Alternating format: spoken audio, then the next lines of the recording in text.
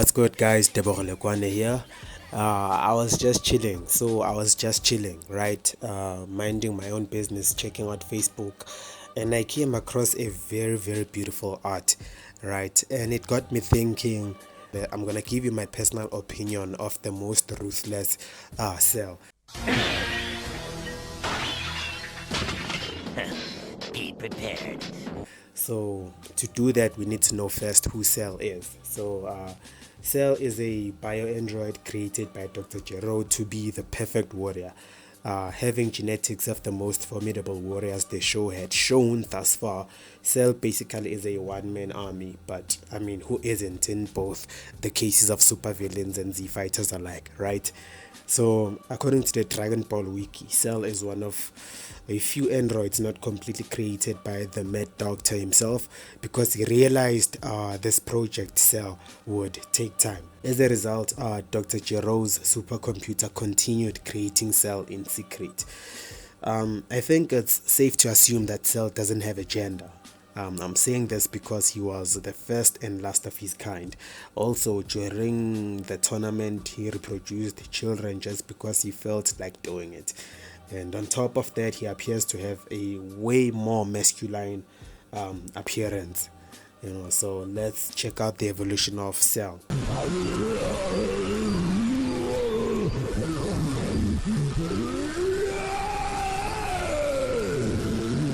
We have three versions of Cell. We have imperfect Cell, we have semi-perfect Cell, and then we have perfect Cell. Although already stronger than some Z fighters, this is the form Cell was born in. In this form, he is focused only on the pursuit of completing his goal and becoming perfect. This form is possibly the most dangerous because he is single-minded. He is more tactical, as evidenced when he suppressed his power to avoid being sensed by the Z fighters. He absorbs the biomatter of people and gains enough power to appear before the least strong Z fighters like Yamcha. He eventually faces off against Piccolo and loses on their first encounter, but Cell retreats to absorb more victims to become much more stronger. On their second encounter, Perfect Cell then breaks Piccolo's neck with a strong punch and launches an energy wave through Piccolo's stomach, tossing him into the sea. Android 17 gets caught off guard and is finally absorbed by Imperfect Cell. Imperfect Cell then transforms to Semi-Perfect Cell. After achieving his semi-perfect form, the first thing he does is test out his power by obliterating Android 16, who was on par with his imperfect form, if not slightly superior. This is how semi-perfect Cell loses some of his tactical style or tactics and his sharpness compared to when he was imperfect Cell. He could have easily killed off anyone in the field and proceed to absorb Android 18 there and then. Just as Semi-Perfect Cell is about to finish, Tien Goku appears and saves him along with Piccolo. Semi-Perfect Cell continues to look for Android 18, and since he cannot find her, Semi-Perfect Cell destroys every island he comes across in an attempt to find 18. A now more powerful Vegeta emerges and challenges Semi-Perfect Cell. Vegeta of course dominates Perfect Cell. This is where Semi-Perfect Cell reverts to his tactics like he once did as Imperfect Cell and manipulates Vegeta into letting him absorb Android 18 so he can give Vegeta a good fight. Semi-Perfect Cell locates Android 18 and uses the solar flare and momentarily blinds everyone. He then finds and absorbs Android 18, then transforms into Perfect Cell. Perfect Cell toys with Vegeta. After transforming to Super Saiyan 3rd grade, Trunks charges at Perfect Cell.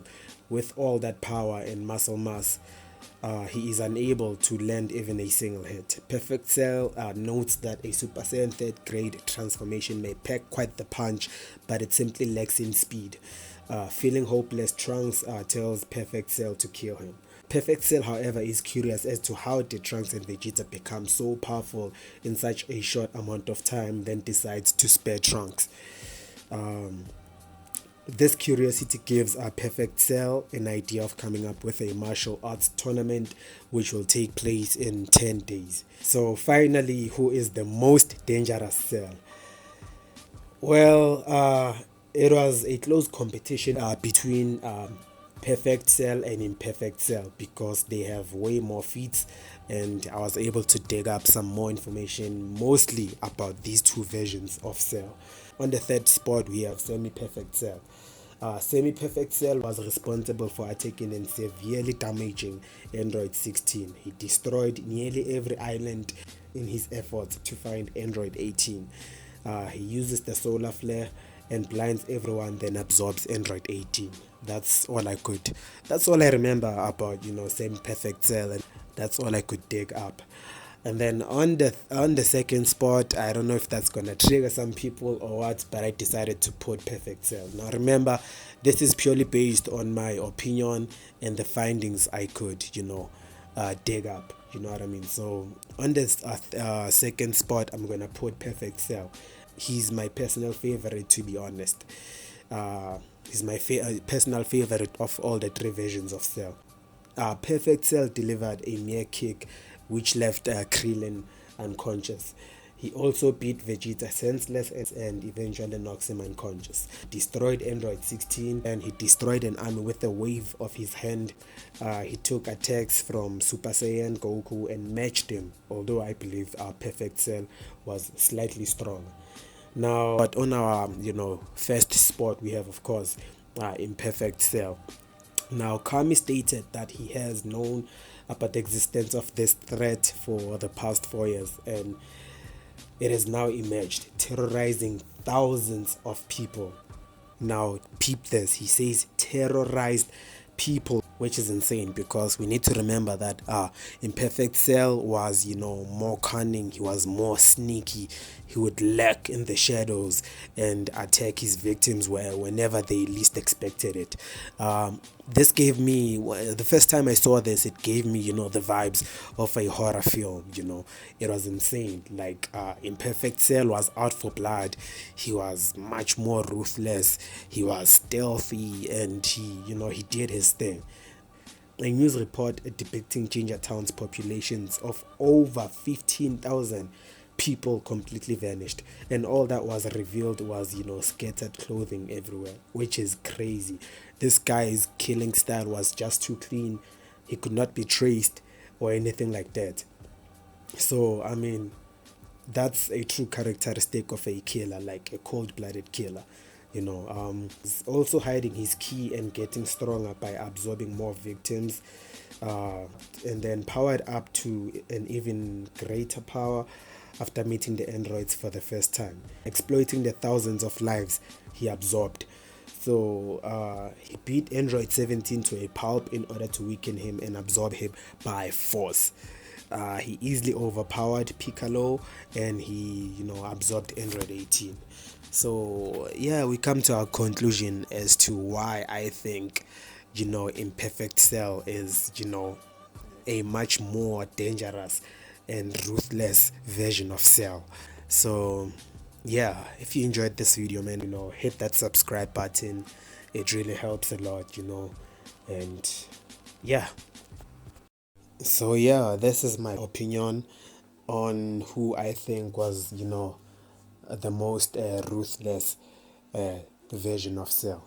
um I know Imperfect Cell is not as powerful as Perfect Cell or Semi-Perfect Cell, but what got me more what impressed me more about the ruthlessness of the Cell, was his stealth, his tactics, and the way he went on about killing people, which leads me to believe that he was by far, well, he was, a more ruthless, version of Cell. It was not power-wise or anything flashy. He just, he had, better characteristics of a killer. So yeah.